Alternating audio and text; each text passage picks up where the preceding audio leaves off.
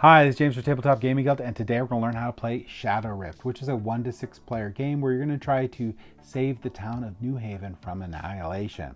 This is going to be a deck building game. This is going to be a cooperative deck building game. Let's go ahead down to the table here, and I'm going to show you how to play Shadowrift.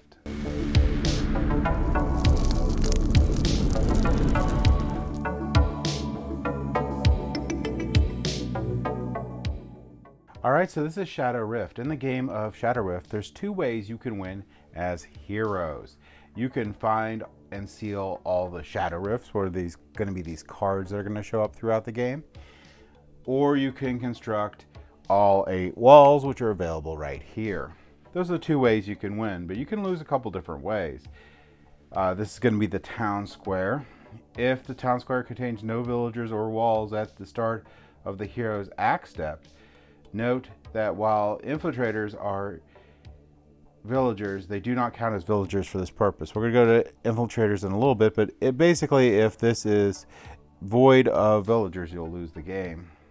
A monster takes the annihilation action is another way that you can lose the game. And the last corpse is added to your city, which is going to be this pile of corpse cards right there, which is pretty significant. So it does take a little bit to fill the town with corpses, but it can happen. Setup for the game may look complicated, but it really isn't. A lot of these you're going to have a nice organizer that's going to come with the game that you're going to keep all these separate. So you're basically on the board here, it's going to state some of the basic cards that go out, like these wounds, and you have a huge healthy stack of wounds because you'll be getting a lot of them in the game. And you got these heroism cards. Now the heroism cards are a little special. You're going to have 5 per player. So if we're playing with 6 players here, we're going to have 30 heroism cards that go here. You'll put out all the might cards, which are going to be these ones right here. You'll put out all the strike cards that are not starting strike cards. I'll show you what those are in a minute, but all the regular strike cards are going to go here. You're going to set out your little stack of coins. Sorry, these ones are actually supposed to be strikes go here, seals go here. There's only going to be 4 seals in the game, but seals will go here, strikes will go here, and then this setup here we're going to go over in a second. That's going to be special. That setup's going to change potentially every game. We'll go over those in a minute. But the villager deck here, which is going to be where they say villager down on the bottom, you're going to shuffle this up and you're going to place out 5 of them. Now there's 10 villager cards and they cycle through pretty quickly, and this is a town discard.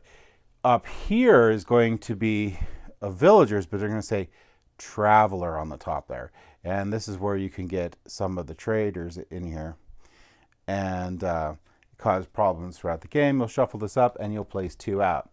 If one of the traders comes out, one of these red cards right here, you'll immediately put this in the town discard, and when the town discard gets shuffled in and gets drawn, these guys can cause all sorts of problems, which are listed down here. If that happens, you're not going to have 2 travelers available. You only have 1. You don't replace these. You only actually do that at the during each round. So what's there is there for the whole round. You'll get these 4 different walls out, and so there's 8, so there's 2 sets of each of these walls. I like splaying them out like this so you can see the costs on the bottom, but that'll be your 8 walls. You'll set your deck of corpses here, and this is going to be your faction specific monster special. In this case, since we're playing with dragons, it's burn, but I'll show you in a minute. That's going to be special each time and go out, and these cards are going to be special too, and along with this monster deck. So we're going to go over that in a second. Now, if you look in the rule book, it's going to mention that you should start with dragons. The monster faction you start with is fire dragons. So this is the fire dragon deck. You can tell because it says fire dragon down in the bottom left hand corner. You'll shuffle these up and you'll put the deck here. There's going to be a little more that we're going to do for that deck in a second, but that's what we're going to do for right now. And then you're going to take out the dragon special effect, which is going to be burn in this case, and place it there. Then you're going to notice that there's going to be some skill decks that you'll put out, some attack decks you're going to put out, some action decks, and some loot decks. Now there's a lot of different cards in each of these categories. These are just the ones that you'll be taking out. Think Dominion. If you ever played Dominion, you'll set up your market here for everyone to go from. Now, at the back of the book here, let's go back to the back of the book here real quick. The back of the book here, still a little farther here, there's a whole bunch of other suggested setups on here. So I do suggest using these and going through all these first. But after that, you can actually use the randomizer deck if you want. This is going to be the randomizer deck. And this will help you randomize your monsters and the starting cards and stuff. So you'll just shuffle this up and you'll go through till you get a monster, and you get your 8 different starting cards and you can put them out there. Now you can ensure your variety in there if you want or not, so a certain amount of attacks or whatever. But basically, that's how that gets set up. And each of those cards that we're seeing in that little set there, you're going to place on here. And you're going to have 8 total different cards to pick from throughout the game. So basically, this is a market for every player. This is a market for every player. And this is a market for every player throughout that round. So the last thing you're going to do for setup, other than placing out the tokens and easy reach for everyone and this token out for easy reach, is you're going to take this deck and you're going to split it in half. Once you split this in half, you're going to take these Shadowrift cards. Now these Shadowrift cards are one of the ways that you can win the game. If you seal all the ones that are in there, you'll win. But what you're going to do is you're going to evenly displace the Shadowrift cards into the 2 halves of the deck. If you have an odd number, the higher number goes in the top deck here. So we're going to shuffle this up like so. And then we'll shuffle this one up like so. So we get those cards all over the place. And then we'll put the one deck on top of the other deck. And that will be placed up here. And that forms your monster deck. That's how easy setup is for this game. The only other note that I have is you have the starting cards that each player is going to have. You'll have them separated in the cool board game divider there, but they have this little symbol here down the bottom right. And every player is going to get 7 of these prowess cards, which we'll go over in a little bit. They'll get 1 explore and 2 strikes. So this is going to be their little deck. They will shuffle this up, and at the beginning of the round, they're going to draw 5 cards. And like any other type of deck building game, you draw the 5 cards, you'll play them, they'll go in a discard pile. Once the discard pile runs out and this deck runs out, or once this deck runs out, you will shuffle the discard pile to make a new deck. So that's how this functions. So let's go into gameplay. So gameplay is going to go into 8 phases, which is going to be explained in the back of this book here. You can just leave it out. Once you go through this a couple times, it just becomes second nature in there. But the first part of the phase is going to be you're drawing your 5 cards. So you'll take your deck here, and you'll draw 5 cards. And these are the cards that you're going to be able to play on your turn.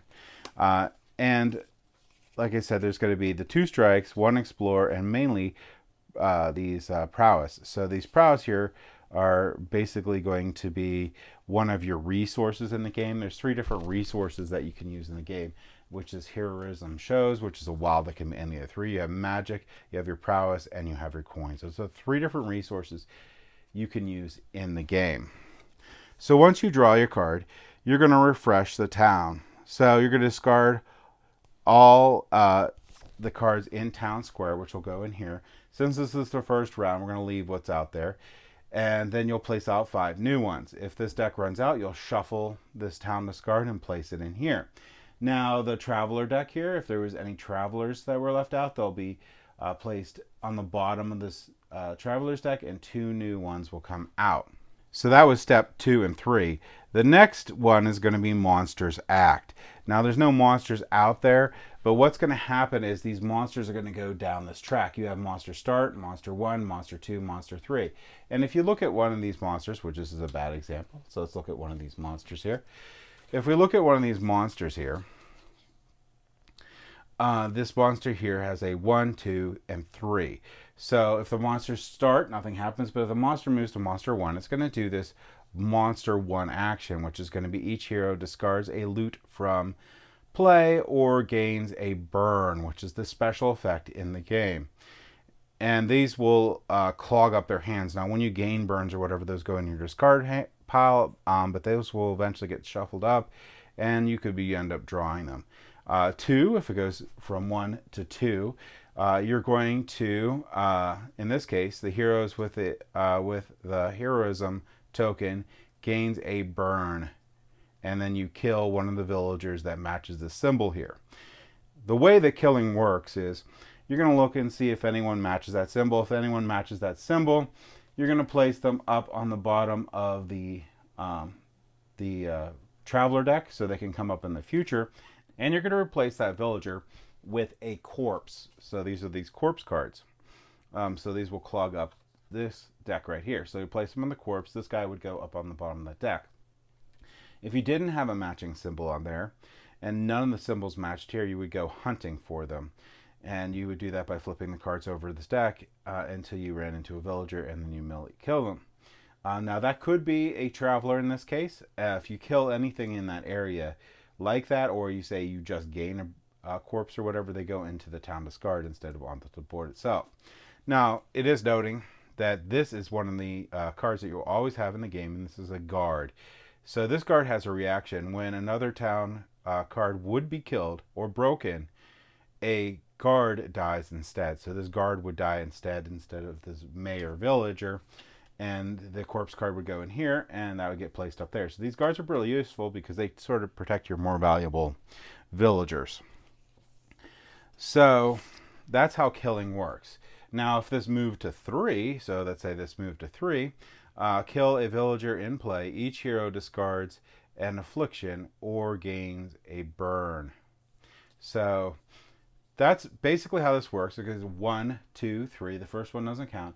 If it makes it to 4, it's going to flip to this side, and this side is going to be the monster power area, and this is going to be in the phase we're going to explain in a little bit, but it's going to boost it by increasing how much of this points you're going to get to place out new monsters. So the game will move faster and faster the more monsters you can't destroy before they get to the monster power. So they'll travel each round to that area.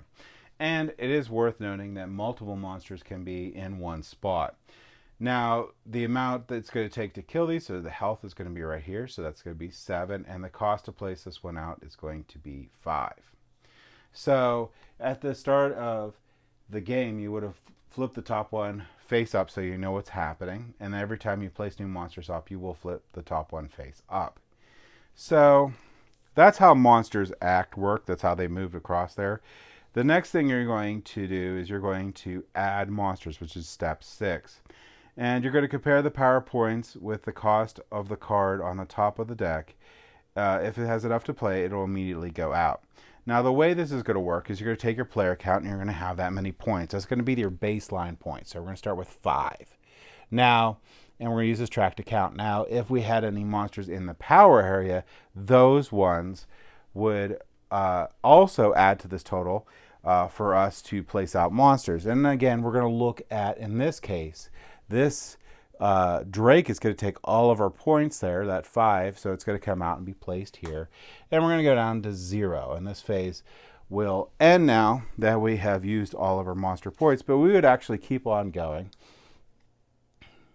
And a 0 would immediately come out. So we'd keep on going. And a 0 is one of the Shadow Rifts. So this Shadow Rift, if it would have popped up, would have immediately been available on the board. And we might be able to take this out. Now, Shadow Rifts aren't going to do anything when it goes to different spaces, but when they leave the board, they're going to come back and go to the bottom of the deck. So they're going to go through the board at different times, but basically this is 0 cost, so it'll immediately go out. Now, if we had another one come out, they would go on top of this one, and so on and so forth. So that's how Add a Monster works. That is basically the round setup. So that's what you're going to do at the beginning of every round. And now here's going to be the fun part of it. It's going to be Hero Act. That's going to be 7, and then we have 8 for cleanup. But Heroes Act, acting in any order, you can seek aid, play cards, resources, actions, attack.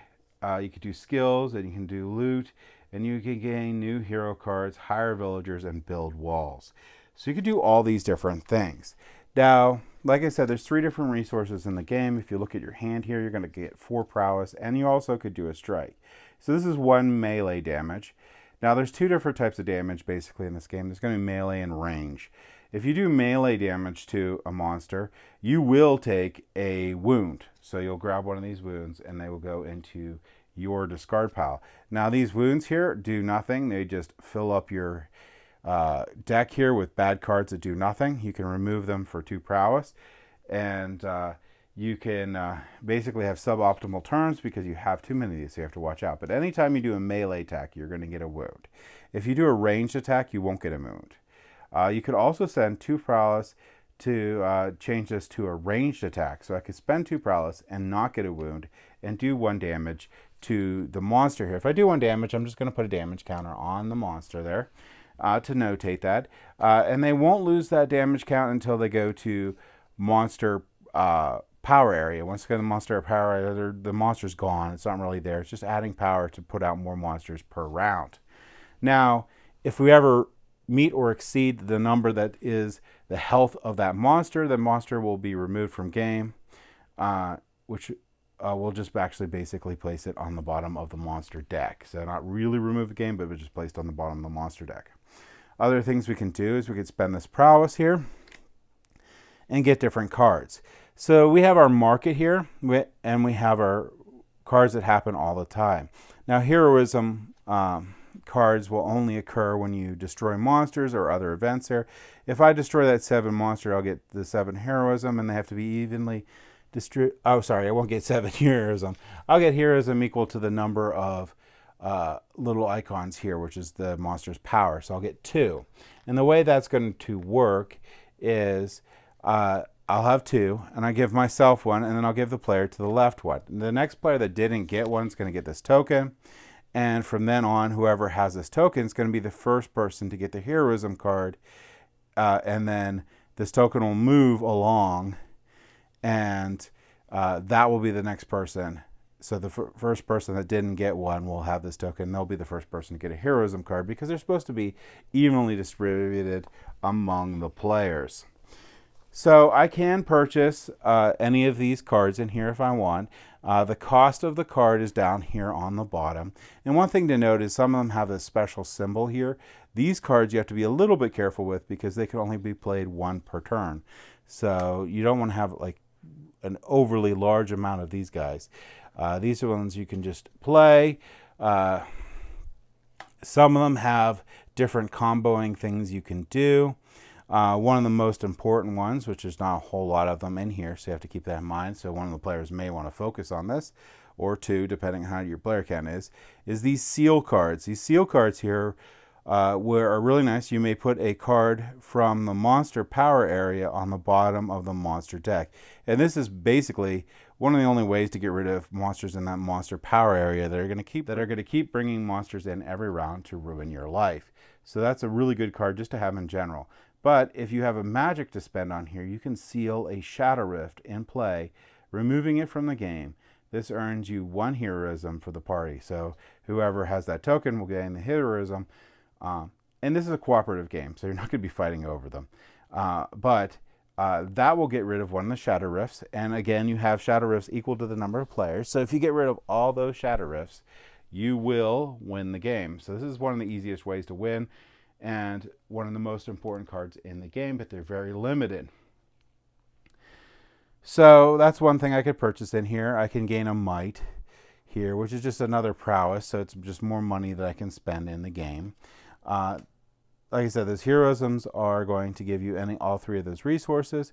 You can get another strike if you want to be able to do more damage, but these cards are going to be your powerhouse that are going to be available in the game. And you're going to really want to go through these. The other thing you can do is you can use one of these villagers. And if you use one of the villagers, you're going to ignore the cost down here. And you're just going to get the action. So this is going to be aid. Pay 1 money when attacking to deal 1+ damage. So if you do that, you'll place this villager over in the discard. The other thing you can do is you can add some of these travelers to the villager discard deck, which is, I highly recommend doing this a bit because these are going to be powerful villagers that will help you out in the game. You don't have to repay for these guys. They could die because monsters could kill them. But when they come out here, you can use their abilities, which is free. You should pick them up and use them and pay for them and place them in your village there whenever you get a chance. So these guys are very powerful. You only get 2 out per round. Some other things that you can purchase in the game here are going to be these walls. Now there's going to be 4 different walls. And they all have really cool abilities, and they will go into your villager deck also, and they will pop up. But if you get all 8 of these, and they can be destroyed, by the way, so you want to keep that in mind. But they are pretty expensive, so this is going to be 5 coins and 4 prowess. This is going to definitely be the harder way of winning the game, but you can win the game with this. So if you're going to see you're having a lot of hard times with the Shadowrifts, you probably just want to get walls throughout the game when you can.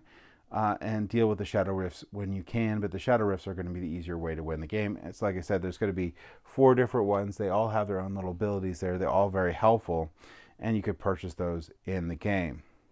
So the other thing, like I mentioned, you can attack. You can use your cards for attack to do damage on there. You could build a wall there. You could get any of these, purchase any of these cards. You could play any of the cards that you purchased. So like if you played Wild Charge here, you would do 2 melee damage, and you would gain an extra wound. So you would get 2 wounds for this. But if you play 2 prowess, you could gain in damage, and if you pay 1 prowess, this additional 1 prowess or 1 prowess, if this attack kills the monster, you do not receive the extra wound. Now, one thing to keep in mind, which I didn't mention, which is a rule here, is normally when you're doing all your damage, you're just going to get 1 wound at the end. So it doesn't matter if you do 50 damage or you do 1 damage, you're just going to get 1 wound in it, but except for in the case of that card. So that's one thing to keep in mind. So these are powerful cards that you're going to be able to play, and you're going to be able to play all your cards. Once everyone's done, then the hero act will end and you'll be into cleanup. So played cards and cards left in hand are placed in the discard pile. So basically whatever you played and whatever's left in your hand is going to go into your discard pile. And we're going to start another round. And again, at the next round, you're going to draw 5 cards. And like a deck building game, if you have nothing in your deck, you'll shuffle up your discard, and that'll be part of the cards that you draw. So that's it. That we're going to continue on until in the beginning of each round, we're going to see if anyone loses or wins. But we're going to continue on until either the game wins or the players win. Now, there's a limited number of coins here, but there's a lot of coins. And coins can be just purchased in general. I didn't mention for 2 prowess, other than getting them through different abilities. But that's it. That's how you play and how you set up Shadowrift. All right, the last thing I want to mention is, well, I do want to mention that there's a lot of different monsters in the deck. You come with a healthy number, I think about 6 or somewhere in the number, but you get a healthy number of different monsters that you can play in the game. But there is a solo variant to the game, and this is basically the only changes that are in the game. So for the solo variant, you're going to have 8 heroism instead of 5 per player, because there's only 1 player. There are going to be 2 Shadowrifts, 1 shuffled in the top half and then 1 shuffled in the bottom. Again, that even distribution of it. The monster, so you only have to take out 2 Shadowrifts to end the game, but that's not as easy as it sounds. The monsters gain power as if there were 3 players, which means that at each round they're starting, you're going to put that minimally up to 3, and then you're going to add it for each of the monster power, or the power in the monster power area. So everything that's in there is going to keep adding on to that. You're going to have negative effects that target each hero. All heroes hit the player twice, so you'll get hit twice with that. So that's pretty nasty. The player takes 2 turns per monster turn. In essence, the round order is draw cards, refresh town, refresh travelers, monsters play act, monsters gain power act, add monsters, hero act, clean up. Repeat, draw cards, refresh town, refresh travelers, heroes act, clean up. So the monsters are going to go once where you get to go twice. So that's really cool. But like I said, they're a little nastier. But I just want to mention that these also have the solo variant in it, and this is really the only changes you have for the solo variant, so it's really easy to get into this.